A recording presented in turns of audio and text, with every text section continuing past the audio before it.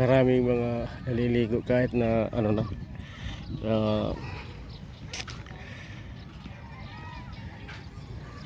nagpas na ng mahal na araw. So yan, madami nang naliligo na mga kabataan. Tapos wala pa yung mga ano, mga naglilinis ng ano dito sa dagat. So wala pa.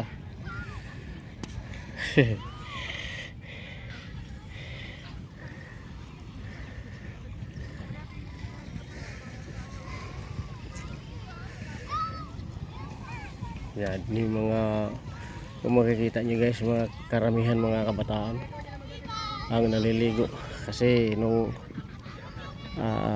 Easter Sunday pinagbabawal dito dahil sa ano ba yun, sa dagat sobrang kate, pinagbabawal dito nung Easter Sunday, tsaka ano, ngayon na lang ito.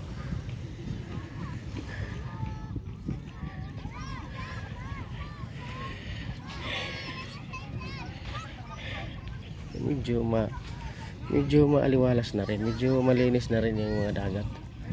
Ayan, malinis. Ayan, hanggang dito na lang muna po.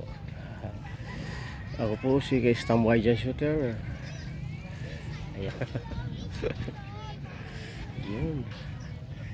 Good morning, good morning, good morning. Shout out sa inyo lahat dyan. Shout out.